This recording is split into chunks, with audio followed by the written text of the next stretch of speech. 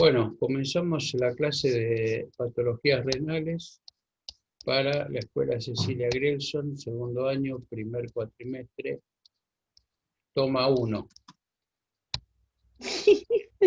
¿Eh? Toma 1. Ay, siempre empieza con la sonrisa. La patologías renales, comenzamos recordando la estructura del sistema urinario, riñones, uréteres, vejiga, uretra, nefrona, que obviamente es la unidad funcional del riñón, ¿sí? Que es esta, y que de alguna forma estaría bueno que la tengan presente. Está el glomérulo, que es donde se recibe la sangre, ¿no? Que viene del sistema, el sistema circulatorio. Después tenemos el túbulo contorneado proximal, el asa de Henle, el tubo contorneado distal y el tubo colector. En el asa de Henle actúa la furosemida, ¿vieron el diurético? Eso creo que lo están viendo en farmacología. Cuando a la furosemida se le llama un diurético del asa, no es por otra cosa que porque actúa en el asa de Henle. Hay una cuestión de que las nefronas, que es la unidad funcional del riñón, se realiza la filtración glomerular. ¿Qué quiere decir? Que a través de las nefronas están en forma, digamos, pegada, en forma anexa, los capilares peritubulares. ¿Lo ven acá? Esto es rojo, ¿sí? Esto azul. No es otra cosa que también parte del sistema circulatorio y que va de alguna forma a intercalar, o más que intercalar, a tomar de lo que pasa por por los túbulos del glomérulo, sustancias que le sirven, ¿no? Como sodio, potasio, como agua, ¿sí? A eso se le llama la reabsorción glomerular, o filtración glomerular, ¿sí? Y en el asa de Henle particularmente hay una reabsorción de sodio y agua y potasio. Entonces, el diurético furosemida lo que hace es inhibir esa reabsorción. Por eso la furosemida permite que haya mayor orina, mayor cantidad de orina, y no por nada se utiliza en el edema agudo de pulmón. Recuerdan que al paciente que tenía un edema agudo de pulmón, que tenía líquido en el pulmón, se lo extraía colocándole furosemida, ¿no? Y no una ampolla sola, dijimos que a veces se usan 3, 4, 5. Bien. En el túbulo contorneado distal actúa la hidroclorotiazida, que es otro diurético, y en el tubo colector, donde se reabsorbe potasio, actúa la espironolactona, que es otro diurético ahorrador de potasio. Para aquellos que cuando orinan, ¿no?, expelen o secretan mucho potasio y tienen menor cantidad de potasio en sangre, bueno, se utiliza este diurético ahorrador de potasio.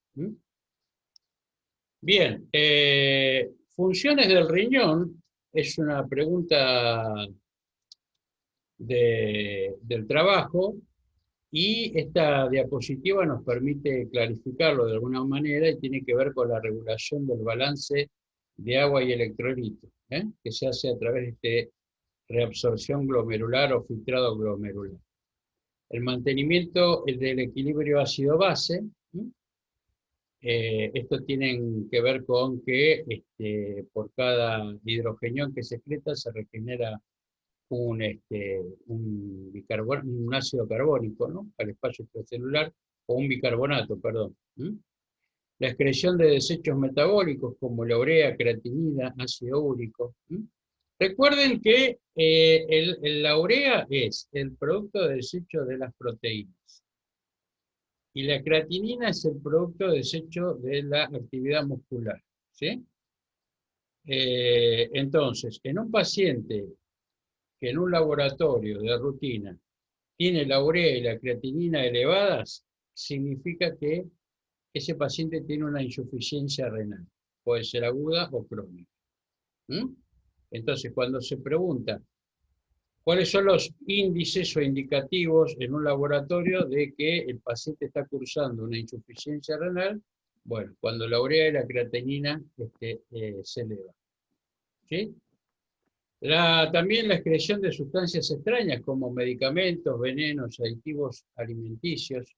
Vieron que hay muchos, dijimos, medicamentos o fármacos que son hepatotóxicos, o sea que provocan toxicidad al hígado, y también nefrotóxicos, o sea que también perjudican a lo que es el riñón.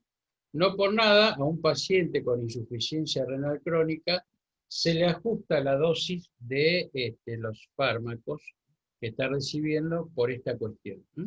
Por ejemplo, el pipertazo o la piperacilina surfactant, que es un antibiótico de amplio espectro y que se administra 4,5 gramos en cada 6 horas, al paciente renal se le administra la mitad. Por esta cuestión, ¿no? Porque es nefrotóxico. Hallazgos anormales en la orina. Recordemos que el riñón procesa 180 litros y que solo el 1% de esta cantidad es secretada como orina. O sea, vale decir que uno orina 1,8 litros por día, que serían casi 2 litros. No por nada se sugiere bueno, al común de las personas que ingieran 2 litros de agua.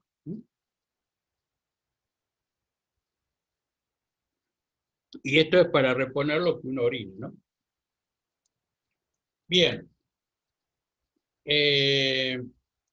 Esperen que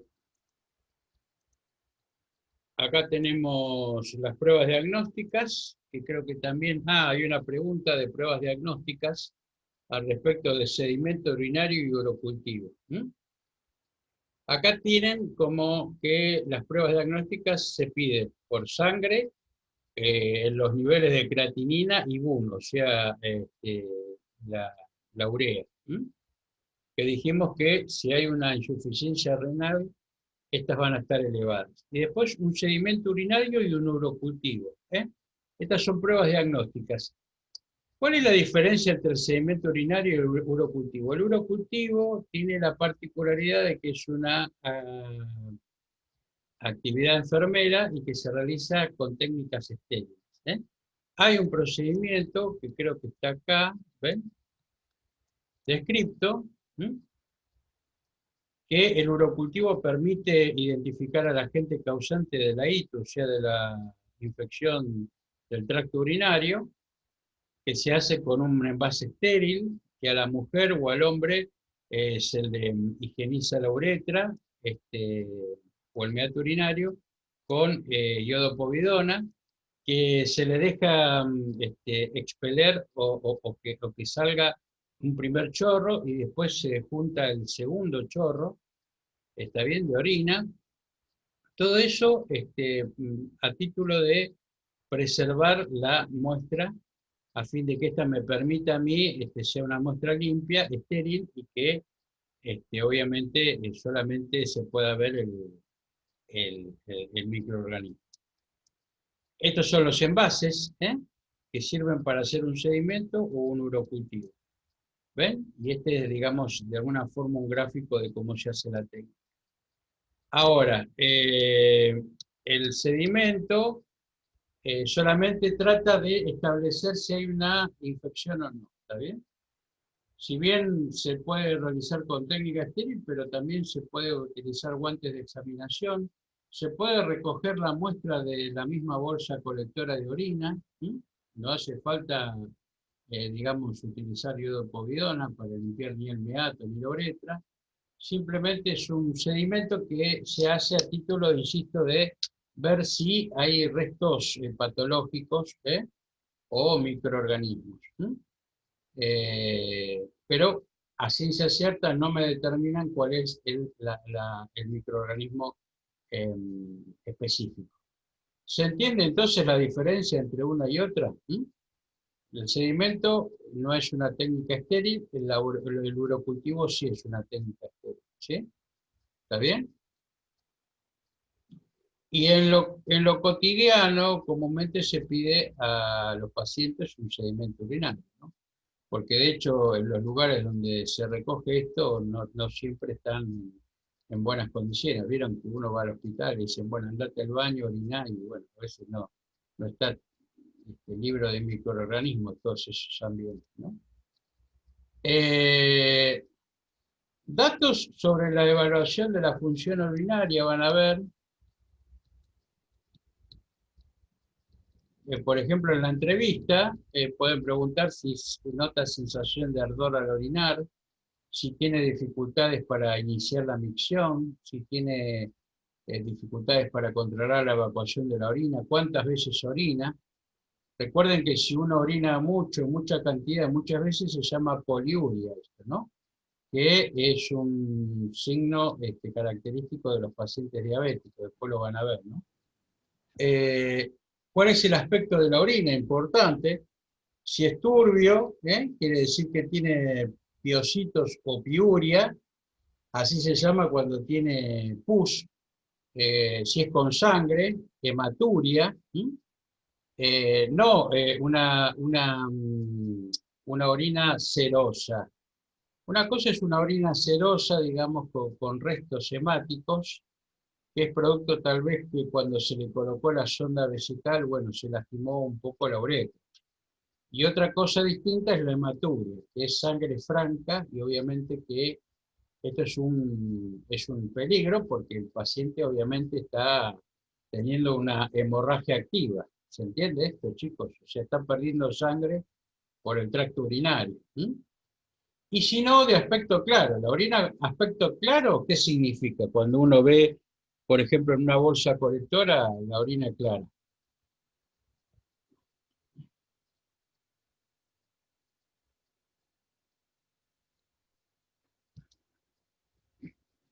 ¿Qué creen que es, de qué es indicativo la orina clara? De que toma líquido y va constantemente al baño. Porque No, que mientras más toma, oscura. no, que está bien hidratado, o sea que es un signo normal y que está bien hidratado. Listo. Si no fuera mucho al baño, ¿no? Y tendría la orina concentrada, ¿se dan cuenta? Con mayor densidad. Recuerden que la densidad de la orina es de 1010 a 1020, y obviamente que esa orina va a estar más concentrada, ¿no?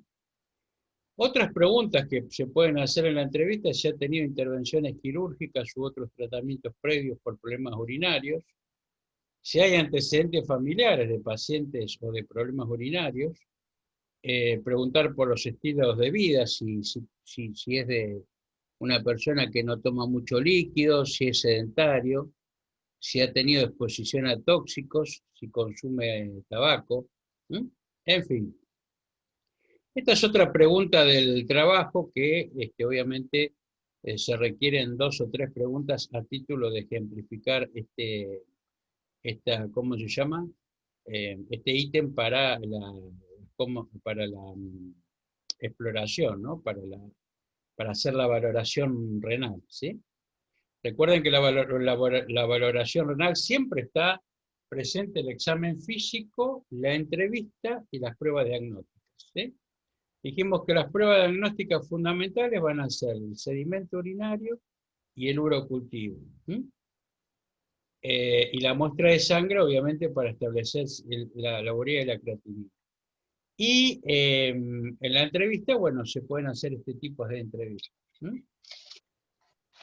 Con respecto a la exploración física, se puede inspeccionar la piel, las membranas mucosas, anotando el color, la turgencia, las excreciones. la piel debe aparecer seca, sin excreciones visibles. La palidez de la piel, las membranas mucosas puede ser indicativo de enfermedad renal y consiguientemente de una anemia. La falta de turgencia de la piel puede ser un indicio de deshidratación, el edema generalizado también. ¿Sí?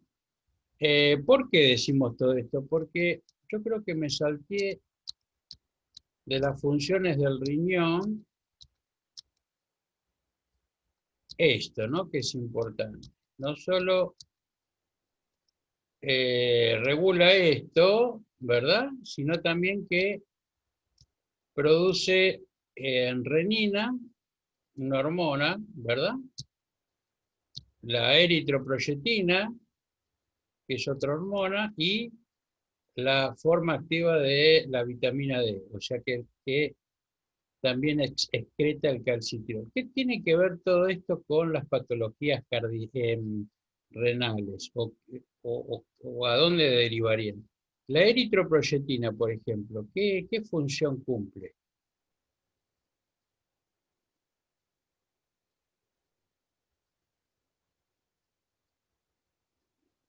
Para que tengan en cuenta, la eritroproyetina es una hormona que permite o estimula la médula ósea para que ésta forme los glóbulos rojos. Entonces, yo puedo administrar la eritroproyetina en forma endógena, o sea, a través del riñón, y si no, también en forma exógena. Vieron, hay muchos que son testigos de Jehová que no permiten transfusión de sangre, y una de las formas en que se puede tratar a este tipo de pacientes es administrándole en forma exógena la eritroproyetina, a título de estimular a la médula ósea para que fabrique muchos más glóbulos rojos y revierta esa situación de anemia que tiene. La renina es aquella que va a transformarse en angiotensina 1, después angiotensina 2 en los pulmones, que va a activar a la aldosterona, todo esto para provocar una vasoconstricción general, como así también la reabsorción o el incautamiento, valga esa expresión, de sodio y de agua, por una deshidratación manifiesta o evidente en el medio interno. Esto es lo que hace la renina. Por eso, cuando hay una deshidratación, como hemos visto, se estimula las células justaglomerulares, que es las que están en el riñón, y estas obviamente activan todo este sistema. Liberan la renina se transforma en la sangre en angiotensina 1, la angiotensina 1 en el pulmón se transforma en angiotensina 2 y produce la vasoconstricción. ¿Sí? No por nada, uno cuando quiere bajar la presión o la tensión arterial, toma a veces un IECA. ¿Qué es un IECA? Es un inhibidor de la enzima convertidora de angiotensina. ¿Y cuál es la enzima convertidora de angiotensina? La renina. Entonces, si yo tomo enanapril, que es un IECA, o losartán, lo que van a hacer es inhibir a la renina. Y en vez de provocarse la vasoconstricción, se produce una vasodilatación, llega más sangre al riñón, el paciente orina, y de esa forma se baja la tensión arterial. ¿Sabían esto? Sí, profe. Fantástico. Y la forma Gracias. activa de vitamina D o calcitriol se libera también a nivel del riñón, generando que haya una mayor cantidad de calcio en los huesos, en especial donde hay un depósito muy importante. O sea, que funcione mal el riñón va a hacer que ese paciente, o puede ser que esté anémico por la eritroproyetina, o puede ser que tenga problemas óseos por el calcitriol, o que le suba la tensión arterial por la renina. Todo esto motivado por una insuficiencia renal. ¿Sí? Bien. Profe, Sí. profe, una pregunta.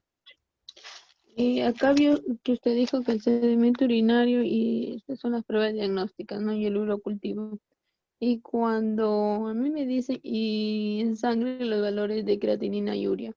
Profe, quiero recordar, ¿no? Y cuando me dice en los resultados de laboratorio, ¿no? Me dice presencia de matillas o piocitos, ¿qué me está indicando? Lo del ¿En dónde? sedimento. ¿En dónde te lo dice eso? En el laboratorio me dice, por eso digo, para que me quede más claro, me lo está indicando que la presencia está en orina de matillas y piocitos. Sí, puede ser, sí, sí, tal cual. Y Ujú. eso por ejemplo, campos, em, Ajá. Ujú. campos completos de leucocitos, cuando dice eso el sedimento urinario, te está Sí. mostrando de que hay cantidad de glóbulos Nivel. blancos o de piocitos o de piuria o proteinuria, y que obviamente hay Ujú. que, bueno, determinar por qué. ¿M? Eso sale en un sedimento urinario. ¿M? Después, Ujú. obviamente, hay que ir al servicio de nefrología, donde tienen estudios más específicos que determinan el porqué de esta cuestión. ¿M? Es- Lo importante es que ustedes cuando aborden esta pregunta de sedimento urinario y urocultivo, que pregunta creo que cuáles son las características y demás, entiendan que un sedimento yo lo puedo hacer con guante de examinación y Ujú. directamente le puedo, cuando le coloco una sonda vesical, yo la orina que viene retornando del circuito, yo la puedo juntar en el frasquito de sedimento. ¿M? Y también puedo hacer el urocultivo, porque es una muestra estéril la que sale de allí, ¿no? De hecho, yo le hice una higiene perineal y del meato y de los labios mayores y menores a la mujer o del prepucio al hombre con iodopovidona. ¿Mm? ¿Sí? Bien, dijimos que la valoración de la orina es importante. Acá tenemos una placa, y de hecho después lo pueden leer también desde el mismo libro Le Monet, de color amarillo de pastillo ambarino, o sea, de ámbar, de color rojo oscuro o grisáceo puede ver debido a que hay sangre en la orina. Dijimos esto de hematuria, ¿no? Por hemorragia o por menstruación. La orina turbia es indicativa de infección, dijimos también. La orina transparente indica una orina muy diluida, como es en el caso de la sobrehidratación, puede ser también una enfermedad renal, ingestión de alcohol, diabetes. Bueno, todo esto, la orina anaranjada también produce fiebre y tiene que ver con algunas comidas como la remolacha o algunos antibióticos. Le digo todo esto porque obviamente es función del enfermero no solo colocar diuresis positiva en su valoración, sino también el aspecto del color de la orina. ¿Sí? Uno puede colocar paciente en la cama 4, diuresis positiva por sonda vesical permeable, de aspecto turbio, por ejemplo, ¿m? O hematúrica. ¿M? ¿Se entiende? Eso se puede colocar, ¿no? A título de que uno ya se dé cuenta de que obviamente está con un proceso infeccioso. ¿No? A veces se protocolariza el tema del recambio de la sonda vesical porque pasa esto, ¿no? A veces se deja mucho tiempo la sonda vesical y puede originar una infección, ¿no? ¿Qué tiempo es el correcto, profe, para el cambio? No, no, no hay un tiempo correcto. Eso se protocolariza de acuerdo a la institución. Hay algunas que cada 15 días se tienen que recolocar, hay otras que cada 20, hay otras que cada 10, y en los Ujú. hospitales públicos generalmente se recambia cuando, cuando amerita, ¿no? Por ejemplo, si está tapada, si hay una obstrucción, si hay piuria, ¿no? A veces se hace un recambio de esto, ¿no? Pero créame que a veces pasan 3, 4 meses y tiene la misma sonda el paciente. Así que eso hay que tener en cuenta.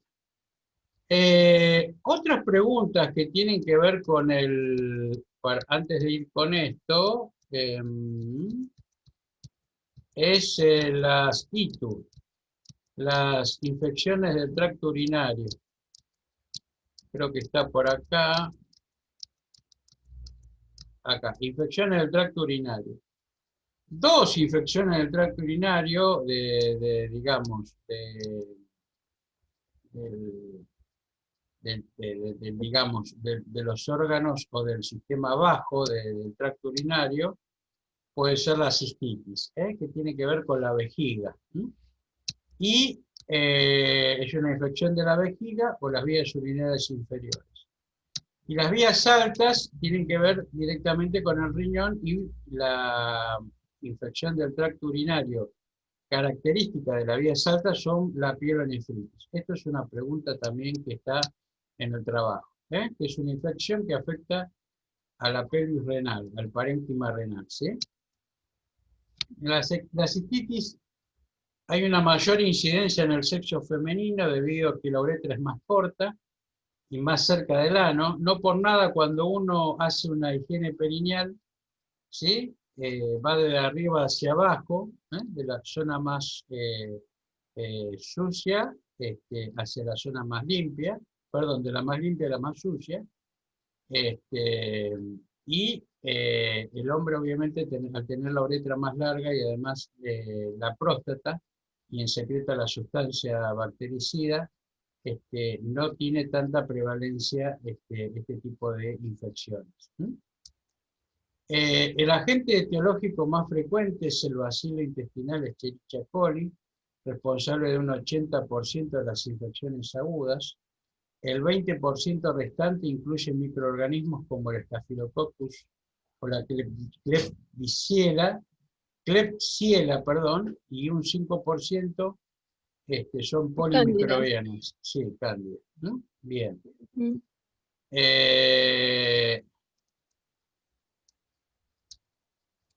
En algunos casos, una pequeña cantidad de bacterias puede ascender a la vejiga tras la fricción uretral debido al coito y colonizan no solo la vejiga. Hay algunas que suben más arriba y obviamente que van a causar una pielonefritis. ¿Sí? Entonces, la cistitis, signos y síntomas, disuria, o sea, cuando hay una micción dolorosa, polaquiuria, que es, digamos, eh, eh, cuando uno orina y orina ¿cómo se llama? De a chorros cortitos, ¿sí? Y muchos, ¿está bien? Más frecuente, que es muy parecido a la que tiene el prostático, ¿no? Que orina, orina mucho en muchos momentos, pero poca cantidad, ¿no? El tenesmo, la orina opaca, la olorosa, la hematuria, el dolor suprapúbico y fiebre algunas veces. El método diagnóstico para la cistitis es una muestra de urocultivo, como dijimos. Queremos establecer cuál es el microorganismo para, obviamente, administrar al paciente el antibiótico que obviamente va a matar a ese microorganismo. ¿Sí? El antibiograma, que también es muy parecido, me permite a mí establecer a ciencia cierta cuál es el microorganismo y un análisis de sangre.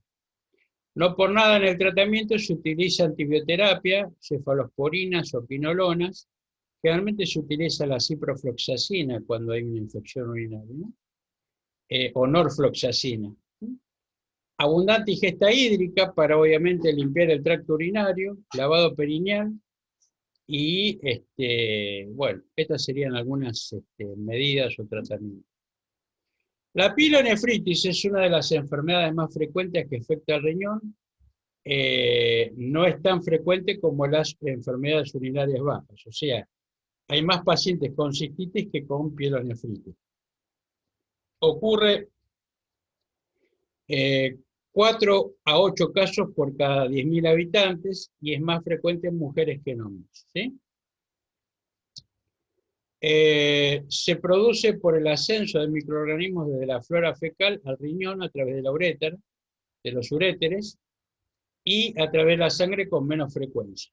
Hay mayor predisposición en embarazadas, pacientes con sonda vesical, por eso les decía que es un riesgo tener una sonda vesical, inmunodeprimidos, aquellos pacientes que tienen diabetes o que tienen HIV, o si no, alguna neoplasia, ¿no? Algún cáncer, y estos son pacientes inmunodeprimidos que están más propensos a tener una infección urinaria, ¿no?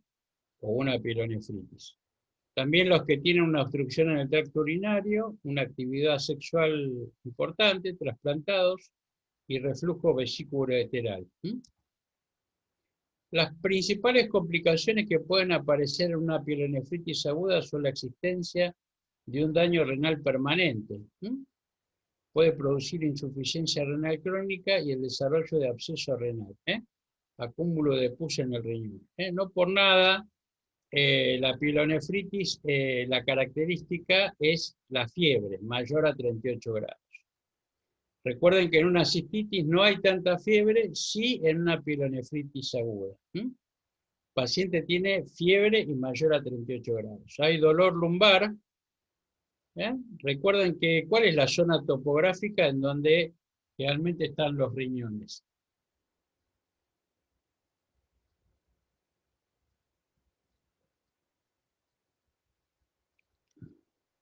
¿En qué zona? ¿Eh? ¿En qué zona se encuentran los riñones?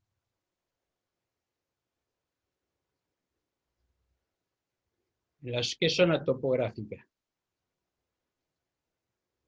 ¿Saben qué estoy preguntando? ¿Saben a qué me refiero? Sí, los Sí, 9 profe. cuadros, los antes, ¿no, profe? Claro. ¿En qué cuadrante está entonces? Los riñones. ¿En los flancos, profe? En los flancos, muy bien, correcto.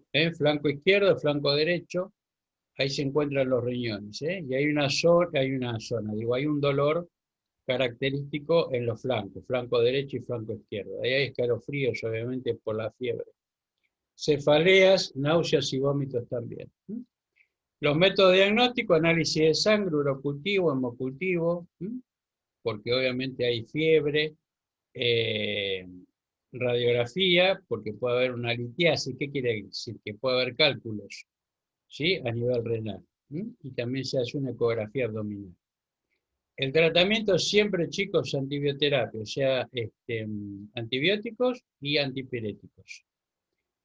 Abundante hidratación, por precaución por si existe alguna obstrucción. Antieméticos, por los vómitos. Analgesia por el dolor. Hay muchos pacientes que vienen con cálculos o con dolor por cálculos o litiasis renal. Es muy doloroso. Pero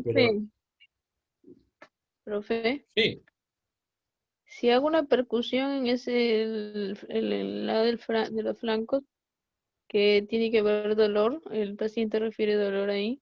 Si hago sí, sí, percusión pero no hace falta que tampoco hagas una percusión fuerte ni nada. en esa Eso lo zona.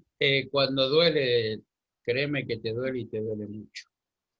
El paciente que va a la guardia y que se refiere mucho dolor en los flancos es porque está por un cálculo renal y obviamente que se irradia a todas las otras zonas.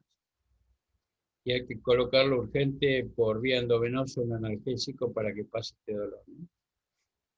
A mí me ha pasado con dos compañeros míos, un médico pediatra y un enfermero que trabajó con nosotros, que tenía cálculos renales y llegaba a la guardia pero doblado de dolor, y lo único que le calmaba era el tramadol y teníamos que pasárselo endovenoso, ¿no? Le poníamos una vía y le poníamos 2 ampollas en 500 de solución fisiológica y se lo pasábamos.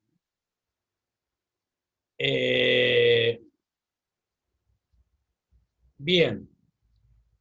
Por eso la pregunta que tiene que ver con las infecciones urinarias tiene que ver con la cistitis y con la pielonefritis.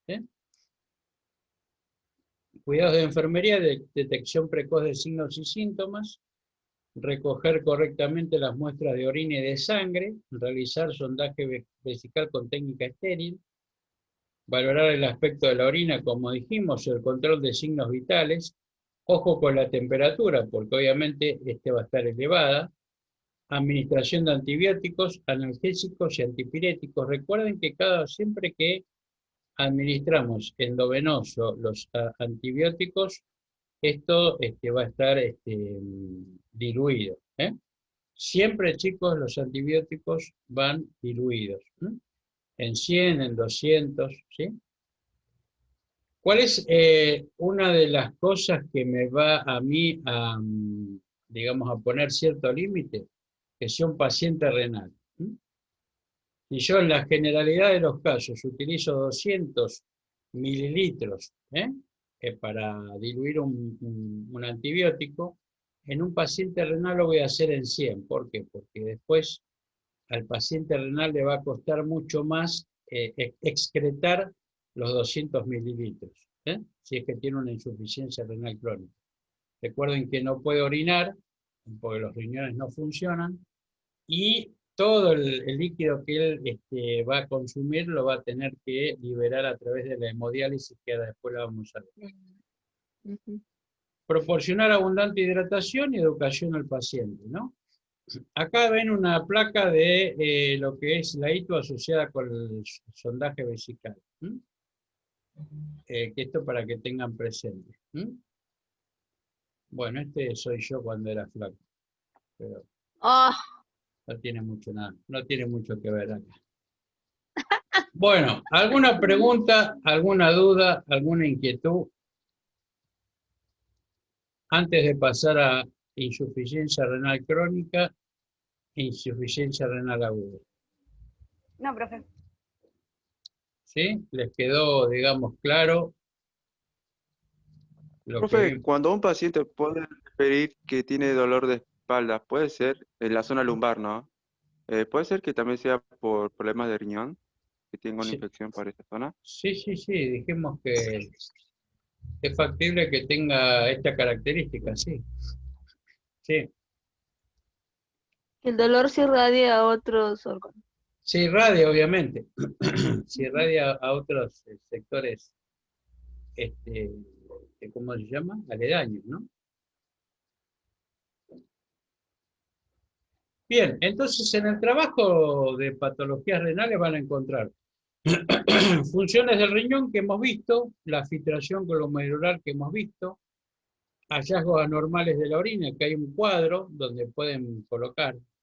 No corten ni peguen, chicos, ese cuadro, porque no sirve de nada. Pongan solamente algún hallazgo anormal que ustedes consideran necesario o importante, por ahí poner 2 o 3. Eso les va a permitir memorizarlos o incorporar esos conocimientos mucho mejor, ¿no? Vimos la diferencia que hay entre la urea y la creatinina, y que obviamente son indicadores de que uno tiene una patología renal, ¿no? Después sedimento urinario, el urocultivo, que son 2 métodos diagnósticos que tienen su particularidad. Los datos de evaluación de la función urinaria, o sea, lo que tiene que ver con la entrevista, con la exploración física en el riñón. También, en la entrevista no copien y corten el cuadro. Pongan 3 o 4 preguntas que ustedes consideran que pueden utilizar. Y que cuando estén en la práctica ante un paciente con insuficiencia renal, puedan llevar a cabo estas preguntas, ¿no? Después, infecciones urinarias, vimos pielonefritis y vimos cistitis. ¿Está bien? Ahora lo que vamos a ver es insuficiencia renal aguda y insuficiencia renal crónica. Una pregunta. Sí. En la pregunta 10 y en la pregunta 11 que dice, bueno, lo de la cistitis y lo de la pielonefritis, te pide acciones de enfermería. Y en el PDF, bueno, dice cuidados de enfermería, pero ¿serían de los dos o solo de uno? Sí, ahí lo vimos, ahí en esa placa que yo les mostré. Que es para los dos, cistitis y pielonefritis. Listo. ¿La vieron la placa ahí? Esa, a ver. Sí, sí, estoy Sí, viendo profe. justo ahora el Sí. PowerPoint. Estaba por acá, que yo se las mostré que, a ver, acá, ven, acá empieza infecciones. Esto lo saqué del Lemonés, si quieren, después, PowerPoint. sí, después lo leen de ahí, si no. Ven acá, cuidados de enfermería. Obviamente para Listo. Pongo la cistitis y la pielonefritis, ¿sí? listo. ¿Está bien? Bueno, Sí, sí. vamos a abordar lo que es entonces infección urinaria, insuficiencia renal, aguda y crónica. ¿Cuál es la diferencia entre aguda y crónica? El tiempo, ¿eh? Yo puedo estar cursando una infección urinaria, una insuficiencia renal aguda y que cuando pasa los 6 meses ya es crónica. ¿Está bien? Si yo tengo una insuficiencia renal, ¿no? Y esta no se puede resolver hasta los 6 meses, o sea, pasando los 6 meses es crónica. ¿Está bien? Entiendan ese concepto. La insuficiencia renal aguda, las causas pueden ser prerrenal, posrenal o intrarrenal. ¿Qué quiere decir? ¿Quién? ¿Qué puede Ah, el ser? perro. Antes del riñón, ¿sí? Acá ven la ilustración. En el riñón, o sea, intrarrenales, ¿sí? Acá. Y si no, posrenales, en los uréteres. ¿Está bien? ¿Eres un ibuprofeno? Prerrenal, intrarrenal y posrenal. Las causas de la insuficiencia prerrenal, o sea, una insuficiencia renal aguda que se origina antes del riñón, pueden ser deshidratación, insuficiencia cardíaca, shock hipovolémico, hemorragia, vómitos o diarrea. Ven que son todas circunstancias que hacen que el riñón, obviamente, no esté funcionando.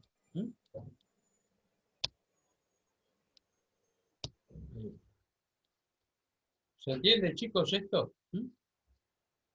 O sea que yo tengo como una causa anterior una Como que deshidratación. algo está sucediendo. ¿Cómo? Es como que se asocia con otras cosas también, profe, con otras enfermedades. No, no, no. A ver, cuando yo tengo una deshidratación, tengo una insuficiencia cardíaca, cuando hay un shock hipovolémico, cuando hay una hemorragia, ¿qué tengo? Menos líquido circulante. Al tener menos líquido circulante, llega menos sangre al riñón. Al llegar menos sangre al riñón, me origina una insuficiencia renal prerrenal. ¿Se entiende? Que es aguda. ¿Por qué? Porque yo la puedo revertir antes de los 6 meses. ¿Está bien? Como dice acá, el tratamiento es restaurar el flujo sanguíneo, prevenir las lesiones necróticas. ¿Por qué? Porque si no llega sangre al riñón, el riñón se necrosa.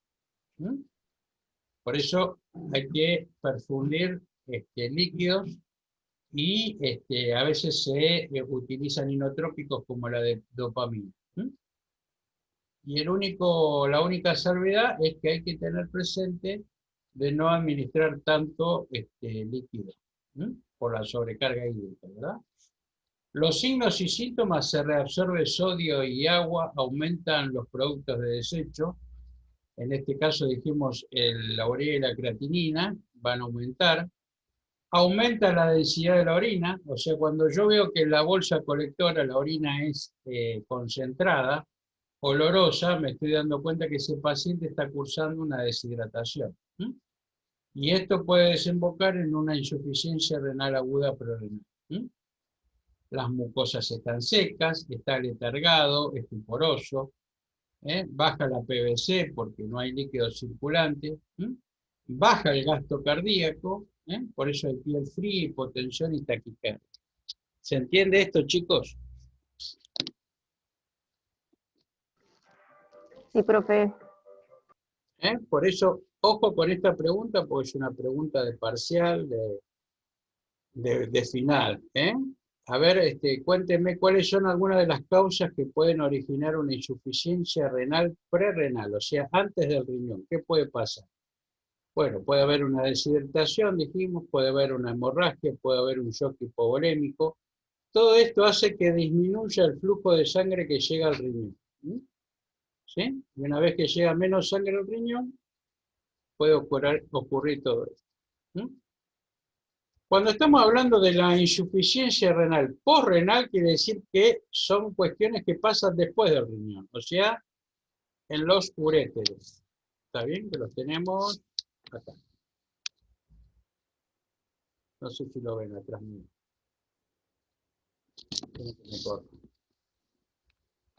Ahí, ¿ven? Los uréteres, ¿sí? Uno acá y el otro acá. ¿Lo ven? Bien.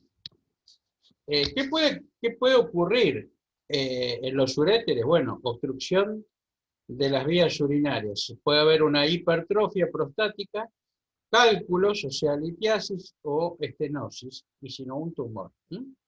Hay muchos pacientes que se les origina un tumor, un cálculo, a nivel postrenal, o sea, a nivel urétere, y eso obviamente que origina anuria, oliguria, confusión, edemas, náuseas, vómitos. Aumenta también de vuelta la urea y la creatinina y hay dolor.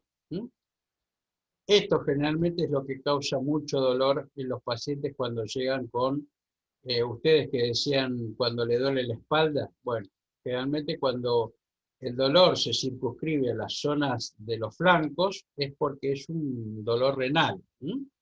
Y coincide o condice con lo que puede ser un cálculo renal.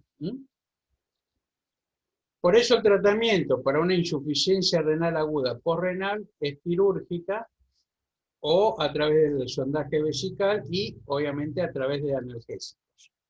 Que para que ustedes sepan se utiliza tramadol, se utiliza diclofenac para calmar el dolor. No uno, por ahí se puede colocar 2 ampollas para, ¿cómo se llama? Intervenir o calmar ese dolor, ¿no? Los métodos diagnósticos, radiografías, puede haber una pilografía intravenosa y una ecografía abdominal que me permitan determinar que hay cálculos en los uréteres. ¿Sí? Bien.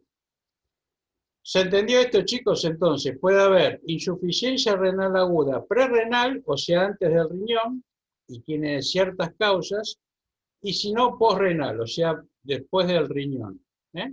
Y esto tiene que ver con la obstrucción de los uréteres por un tumor, por un cálculo que puede haber allí, o por una estenosis, por el estrechamiento de los uréteres, ¿verdad? Cuando hablo Profe, Sí, y en el caso, o sea, quiero que, porque a mí no me queda claro de una amiga que supuestamente le dijeron que tenía litiasis vesicular y que supuestamente se fue para la uretra. ¿Es raro o no, profe? O puede haber. Y ahorita tiene un re problema. Le está ahora con colocación de sonda y sí, es raro vesical, porque cómo llega del conducto vesicular vesicular a- al a- conducto. al conducto uretral o ureteral. Ujú, ujú. No hay forma de conectarlo. Y eso es lo que ya le han metido en la cabeza, profe, que sí, que sí, que sí. Le digo, No, no, ella está con una insuficiencia renal, es algo rarísimo. Encima la otra vez para ponerle la sonda vesical, la sonda, le tuvieron que llamar al urólogo, porque no, lo de cierto sanatorio no podían ponerle cómo. bueno, a veces ocurre. Está bien Ujú. lo que decís vos, porque a veces, chicos, el paciente es prostático y eso es una de las situaciones que... Esta es una mujer, profesor, ¿eh? No, está Una bien, pero mujer. a ver, Ujú. lo que yo estoy diciendo es que a veces amerita que el que intervenga en el sondaje vesical sea el urólogo porque él utiliza un mandril y una técnica especial Ujú. para sortear y no provocar una falsa vía, no solo en la mujer, sino también en el hombre. Me refiero a que a veces uno, en su afán de colocar una sonda, puede hacer una Ujú. falsa vía o le puede perforar la uretra. Ujú. Ujú. Entonces eso es una mala praxis, Y antes que ocurra eso, podemos apoyarnos en el equipo de salud, en este caso en algún médico urólogo, para que le coloque la sonda. Bien. Profe, y en este caso, profe, y en este caso le van a hacer otro estudio. ¿Qué otro estudio, profe? No ¿Qué sé. otro estudio? No sé porque lo que estás planteando no tiene ni ton ni son ahora. Yo no sé si estás tomando o fumando alguna sustancia, no sé. No, Si profe, se lo estás estoy diciendo tomando porque a mí me no sé si pareció estás tomando algún re mate raro. con alguna yerba, con alguna sustancia. No. Yo sé que la litiasis vesicular sí lo puede obstruir el páncreas, lo puede todo, pero ahí no, profe. Eso Bueno, es pero lo por que eso, ¿qué querés que sigamos hablando de esto? Que no tiene ni ton ni son, podemos estar una No, hora, ¿eh? Pero ya te no, profe. digo, un cálculo que nace o que está en el conducto del hígado, de la vesícula, ¿y cómo va a pasar al conducto ureteral? Ujú. No tiene ni ton ni son. Listo. Bueno, Bueno, ¿puedo profe. continuar con la clase? Gracias. Sí, La insuficiencia renal aguda intrarrenal tiene que ver con lo que puede ocurrir dentro del riñón, ¿eh? O sea, acá, ¿sí? Metido en el riñón. ¿Cuál es la causa? Y una necrosis tubular aguda, ¿eh? Falta de oxígeno en los tejidos renales, puede haber un shock séptico, hemorragia grave, medicamentos nefrotóxicos, como dijimos. Todo eso puede originar una necrosis tubular aguda, ¿sí? El líquido de contraste también puede causar esto. Vieron que, por ejemplo, ayer vimos pacientes que ingresan hemodinamia, que le hacen un cateterismo, que utilizan líquido de contraste. No por nada a ese paciente se le administra medicación profiláctica para que no haga reacciones alérgicas al líquido de contraste. Y una acción de enfermería va a ser que elimine por la orina ese líquido de contraste posterior al estudio o posterior a la angioplastía. ¿Está bien? ¿Por qué? Porque ese líquido de contraste me puede originar una necrosis tubular aguda. ¿Se entiende? Igual que una glomerulonefritis, donde se encuentra el glomérulo inflamado, infectado, y no me permite una filtración normal. La filtración está deteriorada. Entonces, cuando yo pienso en una insuficiencia renal aguda intrarrenal, o sea, dentro del riñón, estoy pensando en una necrosis tubular aguda o en una glomerulonefritis, ¿sí? ¿Cuál es el signo y síntoma? Hematuria, ojo. Ya estoy orinando sangre. Proteinuria y también oliguria. ¿Cuál es el tratamiento? Mejorar el flujo sanguíneo intrarrenal, los líquidos, o sea, aumentar la ingesta de líquidos, los diuréticos se pueden utilizar, administración de dopamina como diurético o como inotrópico, perdón, y si no, hemodiálisis, que ahora lo vamos a ver. Y la administración de antibióticos y una dieta para pacientes renales. Que como ustedes saben, en los pacientes renales, ustedes tienen nutrición, ¿no? Sí, profe. ¿Y vieron dieta para paciente renal? No, todavía. No, no vieron. Bien. Estaría bueno que le pregunten Aún no. a la profesora Herrera, que estuvieron viendo patologías renales, y que les explique cuál es la dieta para pacientes renales, ¿sí? Bien, acciones de enfermería, vigilar la disminución del gasto urinario, laboratorio, o sea, quiero establecer si la urea y la creatinina están elevadas, la vigilancia de la aparición de edemas, vigilar la administración de medicación nefrotóxica, si es que el paciente está recibiendo esta medicación, control de signos vitales, ¿en dónde me voy a posicionar? En la tensión arterial, en la temperatura y en la frecuencia cardíaca. También voy a vigilar la aparición de disnea por sobrecarga hídrica. ¿Por qué? Porque le puedo dar tanto líquido que el paciente va a tener una sobrecarga y ese líquido es muy factible que me congestione los pulmones. ¿Sí? Y también puede haber administración de líquidos endovenosos controlado a través de la bomba de infusión continua de un sistema que se llama Diaflow, que es una ruedita, no sé si la vieron, una ruedita así de plástico, que digamos va conectada en la tubuladura y que me permite graduar con precisión el líquido que estoy perfundiendo. Y si no, por último, un rulo de seguridad que también mucho no brinda mucha, digamos, seguridad, pero bueno, es un rulo al fin de seguridad, ¿no? Restricción hídrica, dieta para renales, que es baja en proteínas, en sodio y potasio.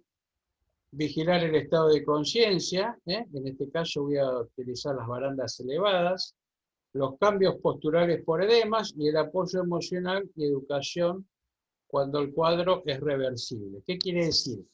Que si estoy ante una insuficiencia renal aguda, está bueno que el paciente sepa que debido o con el tratamiento, esta situación se puede revertir, ¿no?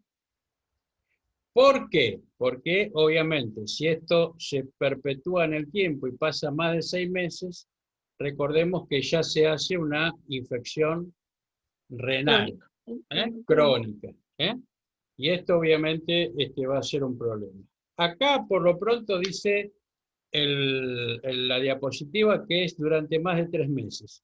Yo hice uno nuevo que, en donde vi la bibliografía del libro Le Monnet y dice 6 meses. Así que esa es la única diferencia. Y no sé por qué, habré agarrado un PowerPoint más viejo, pero dice deterioro progresivo durante más de 6 meses del filtrado glomerular, es decir, de la capacidad del filtrado de la sangre por parte del riñón. Esta es la definición de insuficiencia renal crónica. Es un deterioro progresivo por más de 6 meses del filtrado glomerular, ¿sí? Obviamente que la progresión de la insuficiencia renal provoca la muerte del paciente si no se suple la función renal, ya que no se van a poder eliminar, entre otras cosas, las sustancias tóxicas que obviamente se desechan, como la urea y la creatinina. Y como el potasio, por ejemplo. Aumenta el potasio y tenemos una hipercalemia o una hiperpotasemia, y esto también es un peligro para la vida. La insuficiencia renal crónica, ¿cuáles pueden ser las causas? Diabetes, hipertensión arterial, dislipemias, o sea, altos niveles de colesterol, glomerulonefritis, como dijimos, donde se desestructura la nefrona, y enfermedades hereditarias como la poliquistosis renal, ¿sí? Los signos y síntomas de una insuficiencia renal crónica pueden ser anorexia, aliento urémico, vómitos, hipertensión arterial, aterosclerosis, insuficiencia cardíaca congestiva, somnolencia, confusión, picor, ictericia, impotencia, disminución de la libido, anemia, edema pulmonar, artritis, hiperpotasemia o hipercalemia, como dijimos, hipocalcemia también. ¿Se dan cuenta que un paciente con una insuficiencia renal crónica que tiene que convivir con ella, que tiene anorexia, que tiene somnolencia, que tiene confusión, que tiene impotencia, que tiene anemia, que puede tener edema pulmonar, que puede tener artritis? Recuerden que dijimos que el paciente, cuando no funciona el riñón como debiera, no libera el calcitriol, que es la forma activa de la vitamina D, y que tiene mucho que ver con la robustez del sistema esquelético, ¿no? El sistema óseo. Entonces, ¿qué va a tener? Y va a estar más predispuesto a las fracturas, ¿sí? Bueno, se dan cuenta que un paciente con esta situación de salud no va a estar muy cómodo, muy bien, que digamos. No por nada el paciente renal también es un paciente muy quisquilloso, muy meticuloso, que observa y examina constantemente cuánta cantidad de líquido toma, que está muy consciente de lo que come también. Todo esto, ¿por qué? Porque después le va a costar un Perú eliminarlo. ¿Se dan cuenta? Si yo me tomo 10 litros de agua y yo sé que después voy a tener que estar mucho más tiempo en diálisis. ¿Sí? Por eso el método diagnóstico es el análisis de sangre, la ecografía, y el tratamiento obviamente es una dieta para pacientes renales, reducida en proteínas, control de la ingesta de agua estricta. El paciente renal es un paciente que observa, ya les digo, cuánto toma y cómo lo toma, ¿no? Después el control de la tensión arterial para no caer en una hipertensión. Tratamientos sustitutos. Bueno, ¿cuáles son los 3 tratamientos sustitutos de la insuficiencia renal crónica? Que esto es una pregunta de parcial y de final. La hemodiálisis, la diálisis peritoneal y el trasplante de riñón. ¿Sí? O sea, para un paciente con una insuficiencia renal crónica, se le puede, digamos, tratar con hemodiálisis, con diálisis peritoneal o con el trasplante directamente. ¿A quién le hicieron un trasplante de riñón hace poquito, que es un paciente renal muy jodido, muy complicado de atender?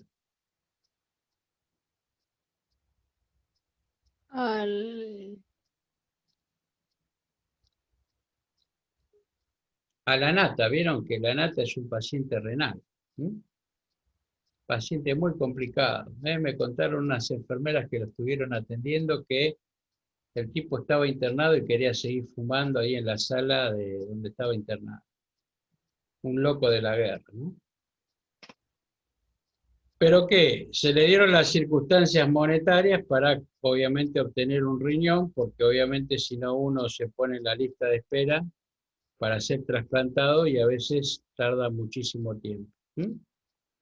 Y consiguió un riñón y lo trasplantaron. ¿Por qué? Porque si no, tiene que convivir con el tratamiento sustituto como la hemodiálisis o como la diálisis peritoneal, que son tratamientos que llevan su tiempo. ¿Sí? ¿Cuáles son acciones de enfermería para, digamos, tratar o para acompañar al paciente con una insuficiencia renal crónica? Control de peso y dieta. Recuerden que, como vimos en medio interno, el 60% de nuestro cuerpo, ¿qué es?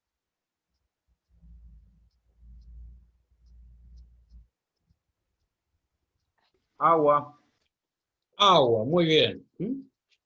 Entonces, no por nada yo hago control de peso y dieta. Control estricto de ingresos y egresos.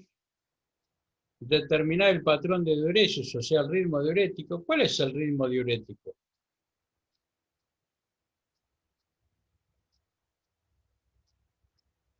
¿A qué nos referimos cuando un paciente tiene un buen ritmo diurético? ¿Cuánta cantidad debería orinar por hora?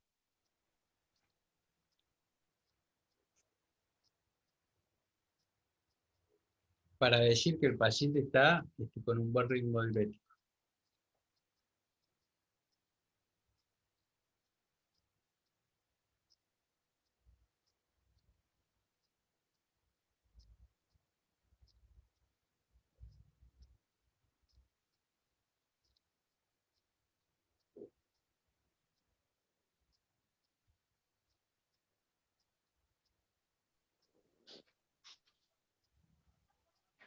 ¿Cuánto sería? ¿El paciente o una persona así normal, profe? Sí, una persona normal, digamos. O un paciente que tenga buen ritmo diurético. Si el médico me pregunta, che, ¿cómo está el ritmo diurético de este paciente? Normal. ¿Qué quiere decir? ¿Qué le estoy diciendo?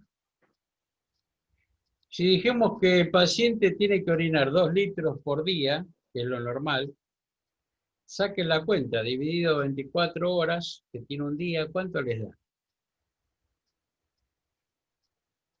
Si quieren hagan 2.000 mililitros. Un litro. Claro, No, mil Por mililitros hora es, está preguntando. Mil litros. por eso, 1.000 mililitros es un litro. 2.000 mililitros son 2 litros. 1500 mililitros, profe. Dividido 24, ¿cuánto les da? No.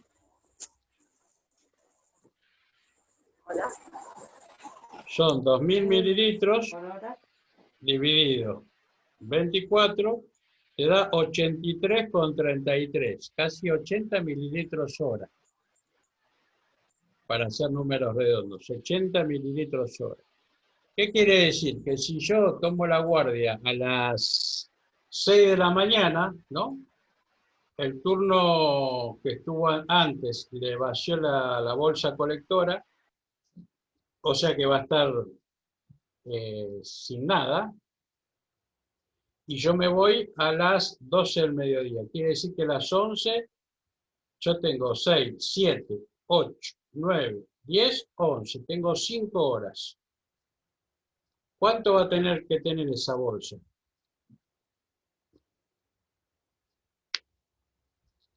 De orina, ¿no?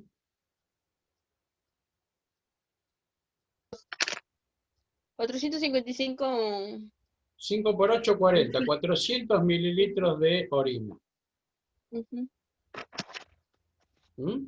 Si yo empecé a las 6 de la mañana y me voy a las 12, a las 11, una hora antes, yo vacío todas las bolsas colectoras. Bueno, el paciente que tiene sonda vesical va a tener que haber orinado por lo menos 400 mililitros de orina. Ujú. ¿Mm? Y si a mí me preguntan, che, ¿el ritmo diurético cuál es? Y no tiene un buen ritmo diurético. 80 mililitros. 80 mililitros hora quiere decir que tiene Ujú. 400 mililitros cada 5 horas, ¿no? En un turno, digamos, de 6 horas. ¿Qué quiere decir? Que si que orinó, en vez de 400, orinó 200. ¿Cómo se llama eso? Eh,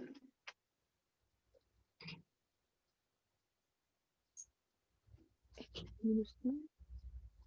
¿Cómo se llama cuando orina menos de lo normal?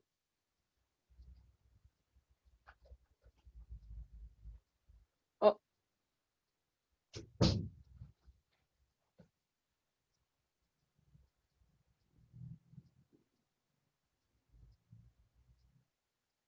Están ahí, ¿no? Sí. sí, profe. Ah, no, porque digo, qué sé yo, no los escucho. No los veo, no los escucho, digo, por ahí están escondidos debajo de la mesa. Están mudos, profe. Estamos muditos. Están mudos, están dormidísimos.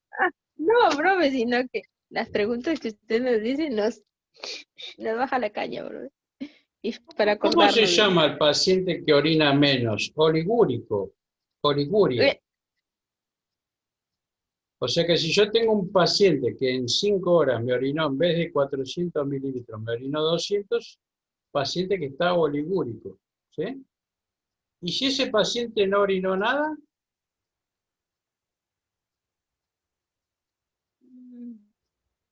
si ese paciente yo veo la bolsa y no tiene nada de orina, ¿cómo se llama? ¿Anuria no es? Anuria, muy bien. Y si aumentó, profe, más. Escúchame, ¿cuál es el ritmo diurético del paciente de la cama 4? No, está anúrico, doctor. Ah, quiere decir que no, de las 6 hasta las 11 de la mañana no orinó nada. Y si no, Profesor, sí. ¿y cuál es lo normal en la orina? ¿Cuál es el valor normal de orina? Y si ya lo dijimos, si orinamos 2 litros diarios de orina, dividido... Se me cortó el internet, profesor. Ah, no escuchaste. Más o menos 80 mililitros hora. En realidad, algunos apuntes te van a hablar de 50 mililitros hora, pero así se acierta. Si orinamos 2 litros, o sea, 2000 mililitros, ¿está bien? Dividido 24, que son las horas de un día, y te va a dar 83,33, o sea, 80 mililitros hora. ¿Se entiende, Meneses? Sí, profe, sí. Gracias, ahora sí. O sea que yo le decía, si vos tomás la guardia a las 6 de la mañana, el turno anterior te vació la bolsa colectora de orina, ya que no hay nada. Y vos la retirás a las a las 11 de la mañana, 5 horas después, tiene que orinar 400 mililitros. Si vos ves 200, quiere decir que está oligúrico. Y si vos no ves nada, quiere decir que está anúrico. Y si vos Y ves si- que está con 700, 800 mililitros, quiere decir que está poliúrico. ¿Mm? Mm. ¿Se entiende? ¿Cómo dijo el último? ¿Diuria? No, si poliuria, o sea que si está más de lo normal. ¿Mm? Y eso puede pasarle, Ahora sí. eso puede pasarle a un paciente diabético, por ejemplo. Después lo van a ver el viernes que, entre otras cosas, tiene polidipsia, polifagia y poliuria. O sea, tiene un aumento de la sed, tiene un aumento del apetito y tiene mayor cantidad de orina. ¿Por qué? Porque la glucosa se libera por el riñón y produce un efecto oncótico. ¿Qué quiere decir? Atrae los líquidos. Por encima de 200 miligramos por decilitro de glucosa, esto genera una atracción de los líquidos y por eso el paciente orina mucho. Y por eso tiene mucha sed el paciente diabético. ¿Sí? Profe, por eso mandan la proteinuria de 24 cuando a los diabéticos, proteína de No, eso 24 es horas otra en cosa. la orina. No, eso es otra Mm. cosa. Si yo quiero establecer si tiene proteinuria, bueno, el clearance de Ujú. creatinina es otra cosa. Yo Listo, quiero ver la profe. orina de 24 horas, quiero ver qué pasó en 24 horas con ese paciente, ¿no? Ujú. No solamente la proteinuria, quiero ver si está con glucosuria, quiero ver si está con hematuria, en fin. Es un estudio mucho más abarcativo. ¿Se entiende, chicos? Bien.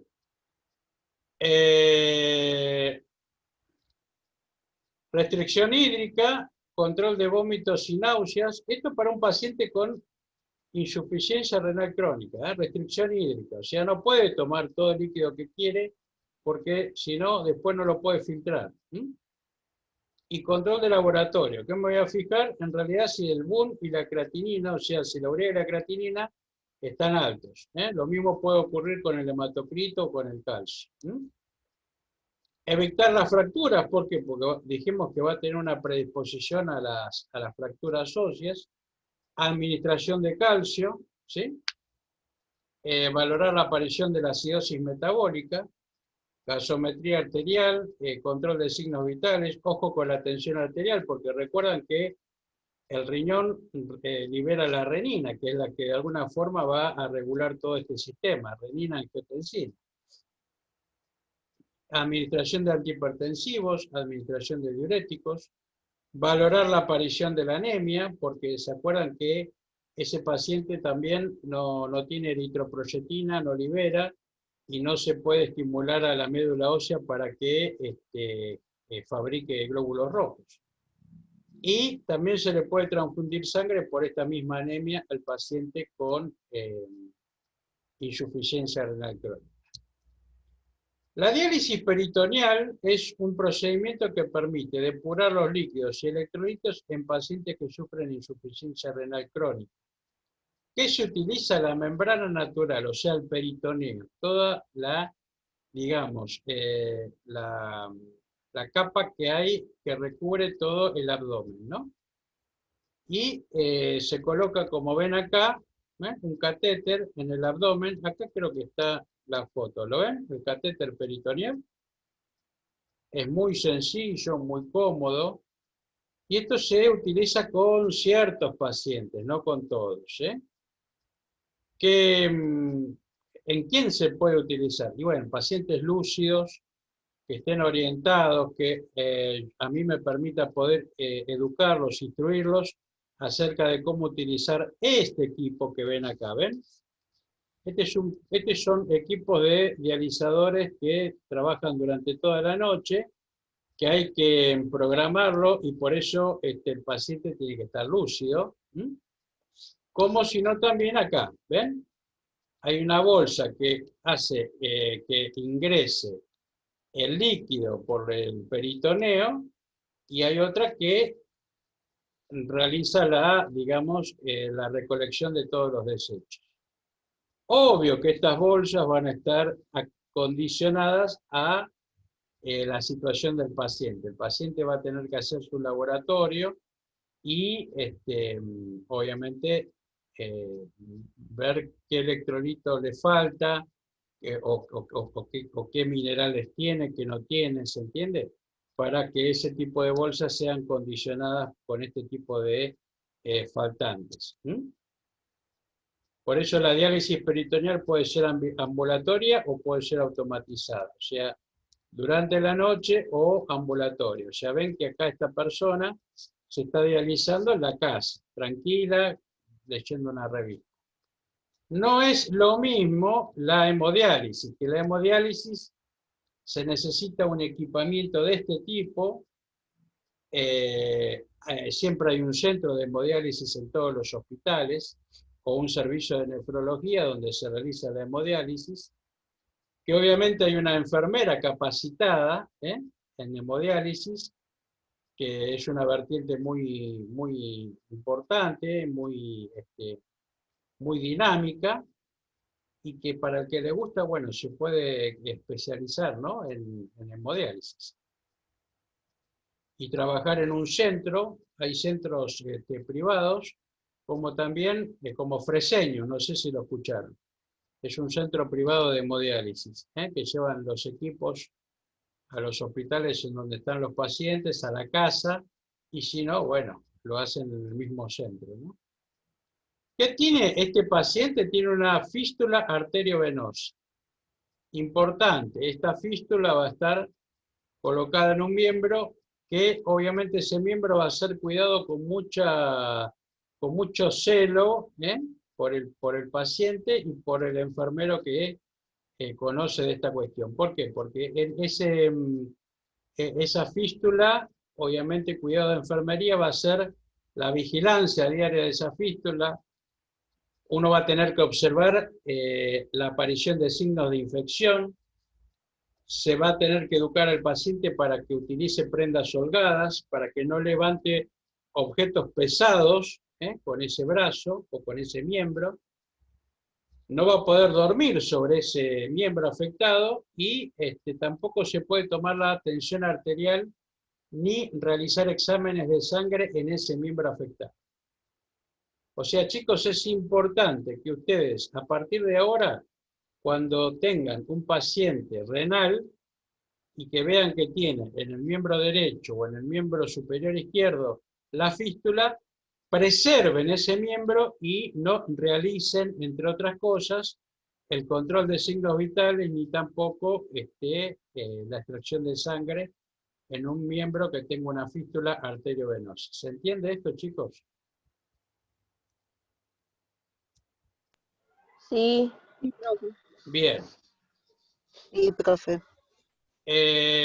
Después otras cuestiones que se realizan en este centro de hemodiálisis, como también dijimos que se hacía en la diálisis peritoneal, se pesa al paciente y se hace un análisis de sangre para ver qué electrolitos, qué minerales, qué soluciones necesita el paciente, a fin de, ¿cómo se llama?, programar la dializadora a fin de que digamos, se amolde a las necesidades del paciente.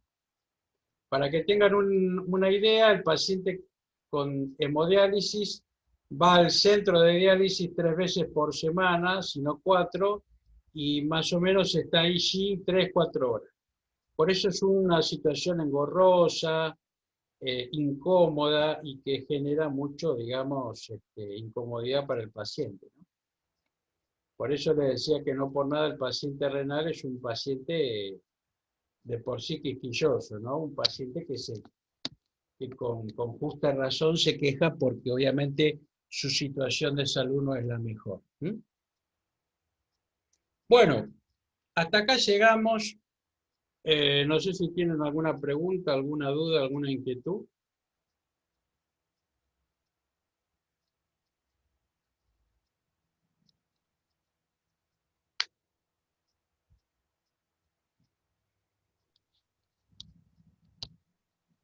Profe, en el caso de que si se rechaza el trasplante del riñón, es porque, o sea, directamente el trasplante tiene que venir, el riñón tiene que venir de un familiar directo o puede ser compatible con qué otras cosas más. No, O eso no sea, sé. en ese caso. No, eso no sé. Ujú, La verdad ujú. que tendría que buscar información. No soy especialista en trasplantes. En realidad hay muchos enfermeros o hay algunos enfermeros que son, están capacitados para el trasplante. Obviamente sí Pero sé puede pasar, ¿no, profe? que Puede pasar que el trasplante de riñón puede ser rechazado, así. y sí, obvio. Ah, sí, Puede eso ser. sí. Y no por nada el Ujú. tratamiento es inmunodeprimirlo o inmunosuprimir a ese paciente para que no rechace el riñón. Y de hecho, Por eso se hacen las pruebas antes de meter un claro, riñón. y no por nada una persona Anemia. una persona que ofrece su riñón, se lo pueden sacar, como a Sandra Mianovich, que le sacaron su riñón y se lo donó a su ahijada, creo. ¿Eh? Pero le hicieron el estudio de compatibilidad y bueno, surgió de que eran compatibles y le pudieron hacer este trasplante. Ujú. Bueno, Bueno, chicos, si no tienen ninguna pregunta, ninguna duda, con